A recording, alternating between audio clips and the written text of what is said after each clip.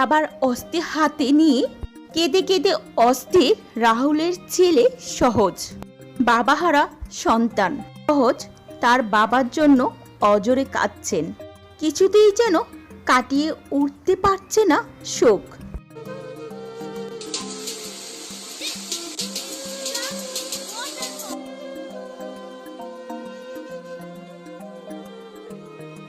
এখনো পুরোপুরিভাবে জানা হয়নি রাহুল হত্যার আসল কারণ।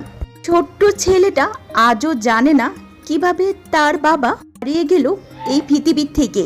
রাহুল বন্দ্যোপাধ্যায়ের মৃত্যুর ঘটনাটি প্রথমে দুর্ঘটনা মনে হলেও পরে ফরেনসিক রিপোর্টে পুরো ঘটনার মামলার মোড় ঘুরিয়ে দিয়েছে। এখনো কেউ জানতেই পারেনি 29শে মার্চ তালসারি সমুদ্র সৈকতে ঠিক কি ঘটেছিল। তবে কি রাহুলের ছেলে তার বাবার সঠিক বিচার পাবে না? সহজ কি কখনো জানতেই পারবে না তার বাবা কিভাবে মারা গেল?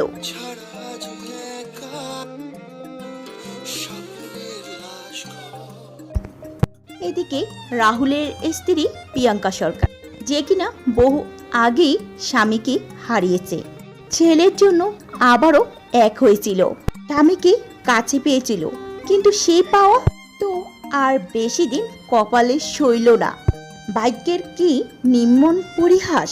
তাদের এক হওয়ার 1 বছরের মাথায় রাহুল প্রিয়াঙ্কাকে ছেড়ে একেবারে সারা জীবনের মতো চলে গেল। এদিকে ছোট্ট সন্তান সহজকে সামলানোর জন্য তার চোখে এক ফোঁটাও জল দেখা যায়নি। শোকে পাথর হয়ে সবটা সামলে নিয়েছেন। ছোট্ট ছেলেটি আজ তার মায়ের দায়িত্ব নিয়েছেন, পরিবারের দায়িত্ব নিয়েছেন। বাবা যে দায়িত্ব পালন করত, আজ থেকে সেই দায়িত্ব তার ছেলের সহজের। রাহুল মৃত্যুর ঘটনাটি আজও রয়ে গেল নীরবতার মধ্যে।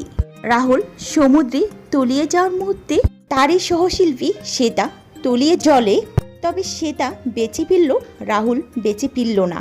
তাই সেটাই হলো একমাত্র সাক্ষী আসলে সেদিন কিভাবে রাহুলের মৃত্যু হলো। কিন্তু সেই সেটাই আজ নীরব রয়েছে আত্মগোপনে।